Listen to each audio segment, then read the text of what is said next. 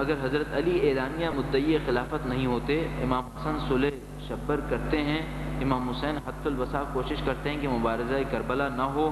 امام حسین العابدین قاتل علی اکبر کو پناہ دیتے ہیں، امام جعفر صادق رضائے خراسانی کو نا امید لوٹاتے ہیں،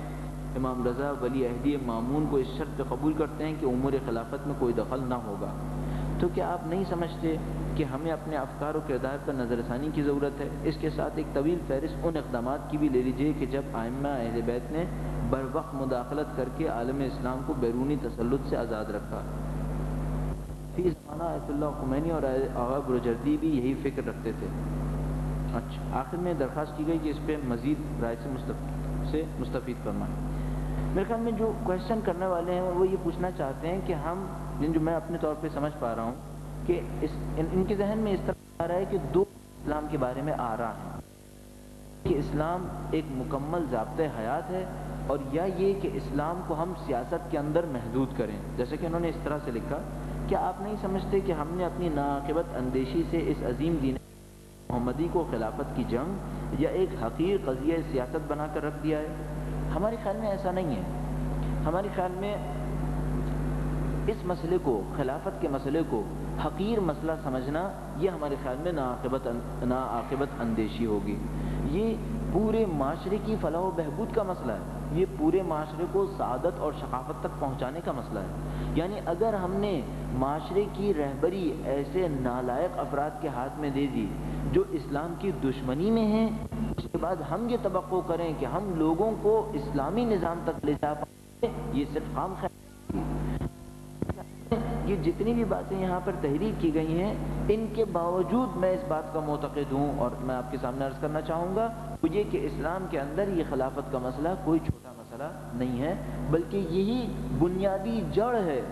جس کی وجہ سے تمام تر انحرافات ایجاد ہوئے۔ یعنی اگر ہم یوں کہیں کہ اگر اسلام میں وہ انحراف نہ ہوتا تو آج دنیا کی تصویر ہی کچھ اور ہوتی، تو ہم کوئی کم دعویٰ نہیں کر رہے، غلط دعویٰ نہیں کر رہے، ہم بالکل صحیح کہہ رہے ہیں۔ ہمارے خیال میں تمام تر برائیوں کی بنیادی جڑ وہیں پر تھی کہ خلافت کو اس کے حقدار کی طرف نہیں پہنچایا گیا، اور اگر وہ پہنچ جاتا تو پھر مسئلہ یوں نہ ہوتا۔ اچھا، اس میں بہت کچھ باقی ہے، میرے خیال میں ریفر کروں گا ان کو، وہ سیمینار کے ہم نے جو حکومت اسلامی کے اوپر دیا یا اسلام کے سیاسی نظام کی طرف دیا، اس میں ہم نے بہت تفصیل سے اس کا تذکرہ کیا کہ کیوں یہ سیاسی نظام اسلام کی حیات اور بقا کے لیے ضروری ہے، اور اسی وجہ سے ہم یہ سمجھتے ہیں کہ وہ سیاسی نظام جاری رہنا بھی اسی وجہ سے ضروری تھا، لہذا غیبت امام زمانہ بھی ہمارے خیال میں ولایت فقیہ کی صورت میں جاری رکھنا ضروری ہے۔ تو وہاں پر ریفر کریں، اس میں ہم نے تفصیل سے جواب دیا۔ اس سوال کو ہم نے کہا اگر پاکستان کے ہر حکمران کی تبدیلی صرف امریکہ کے ذریعے ہوتی ہے یا اس کی خواہش اور اشارے پر ہوتی ہے، تو ایوب خان کی تبدیلی اور اس کے اقتدار سے علیحدہ ہونے کے پیچھے کیا امریکی یا بین الاقوامی مفاد مضمر تھے؟ پہلی بات تو یہ کہ میں اس طرح نہیں دیکھتا کہ پاکستان کے اندر جو بھی تبدیلی ہوتی ہے اس کے آخری پوائنٹس تک امریکہ کی طرف سے ڈکٹیٹ ہوتے ہیں۔ میرے خیال میں ایک اوور آل پالیسی ہوتی ہے امریکہ کی، اس اوور آل پالیسی کے اندر رہتے ہوئے اگر پاکستان کے اندر کوئی تبدیلی ہو جائے تو وہ اس تبدیلی کو ایکسیپٹ کرتے ہیں۔ ہاں، اس اوور آل پالیسی کو کوئی توڑنے کی کوشش کرے، اس وقت وہ آ کے دخالت دیتے ہیں اور اس نظام کو اپنے ہاتھ میں لے کر اس طرح سے چلاتے ہیں جس طرح سے اس کو چلانے کا وہ ارادہ کرتے ہیں۔ جہاں تک یہ مسئلہ کہ ایوب خان کی تبدیلی امریکی اشارے سے ہوئی، میں نہیں سمجھتا کہ ایوب خان کا آنا امریکی اشارے سے ہوا ہوگا۔ میرا اپنا یہ خیال ہے کہ یہ پاکستان کی داخلی سیاست کا نتیجہ تھا۔ جیسے غلام محمد کا آنا، جو انتہائی نالائق انسان تھا، پاکستان کی سیاست میں اس کا آنا میں سمجھتا ہوں خود اندرونی کام تھا، بیرونی کام نہیں تھا۔ اتفاقاً یہ غلام محمد جیسے لوگ تھے کہ جنہوں نے امریکہ جا کر امریکہ کو دعوت دی کہ پاکستان کے معاملے میں دخالت دے، اور اس کے لیے آپ ایک بہت اچھی کتاب مطالعہ فرمائیے گا، پاکستان میں پاکستانی سیاست میں امریکہ کا کردار، اس نام کر کے ایک کتاب ہے، اور رائٹر کا نام تھا وینکٹ رامائن، اردو ترجمہ ہوئی بھی یہ کتاب ہے۔ اس کے اندر بہت اچھے ڈاکومنٹس کو استعمال کیا گیا ہے، امریکہ، انڈیا اور انگلینڈ کے وزارت خارجہ کے ڈی کلاسیفائڈ ڈاکومنٹس کو استعمال کر کے یہ بتایا گیا ہے کہ کس طرح سے پاکستان کے سیاستدان جا کر امریکہ کو دعوت دے رہے تھے۔